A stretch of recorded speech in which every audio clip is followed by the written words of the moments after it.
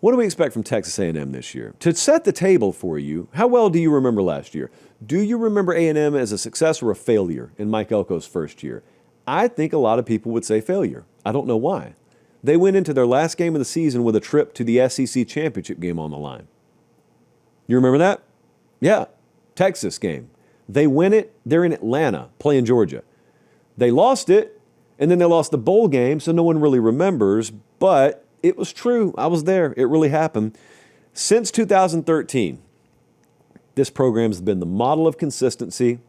That's the good news. The bad news is they've been consistently average. Paper pop. Total wins per season since 2013. 9, 8, 8, 8, 7, 9, 8, 9, 8, 5, 7, 8. Jimbo wants to get back in coaching. Unrelated note. So they've averaged 7.5, 8 wins. Their over-under win total 7.5 this year. I can't shake the feeling there's something more there. Thus, the in the tank allegations start to resurface. So big questions for Texas A&M. First, is there a big jump coming defensively this year? We saw it at LSU last year. We saw it at USC last year. Do we get a big defensive jump year 2 here? Mike Elko's sort of taking the reins here. This is the Elko spot. They were 63rd in yards per game given up. They were 90th in pass yards per game given up. Pass rush, need to address it. DB, got to address it. But this is the Mike Elko spot because I believe in his developmental ability about as much as anyone out there. Well, if that's the case, that's where it'll shine through. It'll shine through this year. You'll just be saying the overall collective output here is better. It's not any one or two players. It's the unit itself is a whole lot better this year. That's just Mike Elko working his magic. That's what you need to be saying. The second question, of course, is Marcel Reed at quarterback and his development this year.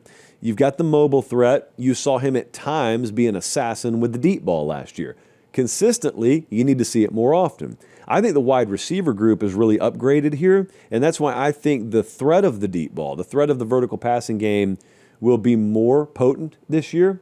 Colin Klein's just got better personnel to work with when he calls plays. Also, I mean, what about the underneath and intermediate passing game? Those are areas of Marcel Reed's development that you should see an uptick in year 1 to year 2. So, it's a question, but I think I may know the answer to that one. And then the third one, this is kind of intangible in nature, but the competitive character of this team is going to be put on display. They're going to be exposed one way or the other this year because what Mike Elko is going to ask that team to do, not many people could do. And this is kind of a hunch I'm playing here. I think that coaching staff at A&M is going to demand a brand of football, a level of physicality over the span of an entire season that most teams wouldn't be capable of delivering. So they're going to ask them to do something most players wouldn't be capable of doing. They're going to ask them to do something most teams wouldn't be capable of delivering. So that's a competitive character thing.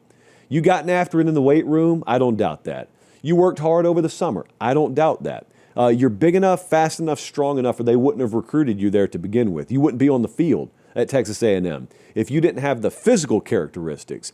But mentally, do you have the competitive character? Not to do that stuff for a quarter. Understand what I'm talking about. I'm talking about bludgeoning people over a 12-game season.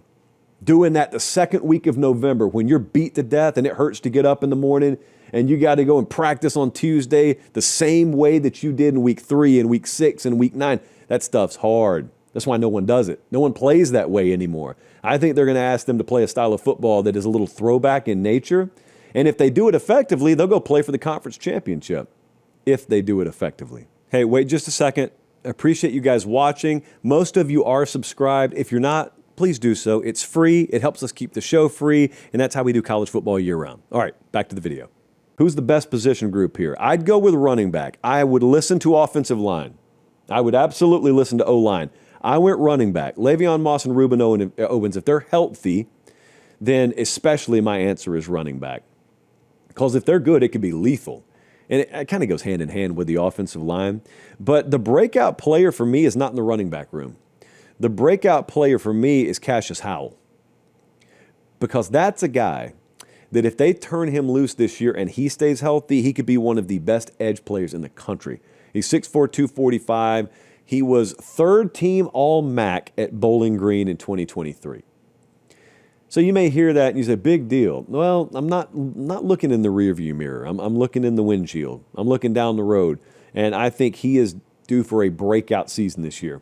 He is an impact player. I think he can change games. There have been guys through there like that in the past. I think he could be another one. Take a look at the schedule here. We've got them playing the number 10 strength of schedule in the country. That's our internal metrics before you go looking for it. That game at Notre Dame in week 3 is interesting because of what I just said. I just said they're going to ask this team to do something that most teams couldn't do. If they can do it, that's where they'll show it.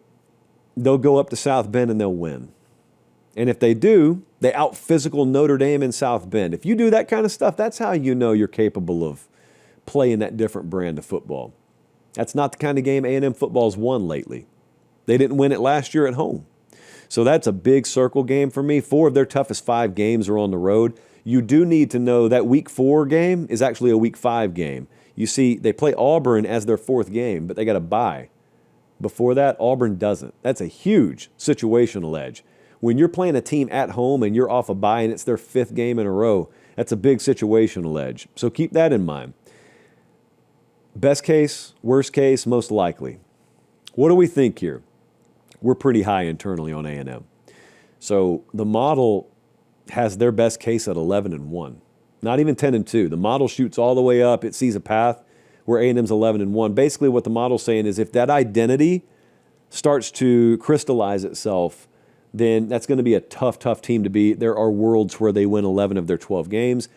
But if it doesn't come together, there's a 5-7 in here. It's a very high variance team, actually. I don't agree with that. I think 6-6 is the floor for them, but the model said 5-7. But what's the most likely record here? The model has A&M going 9-3. And that is like a 100 simulation season sort of thing. 9-3 is a really good year there. That means you can go 8-4, you can go 10-2, but it all kind of averages out to 9-3. That's a pretty high mark.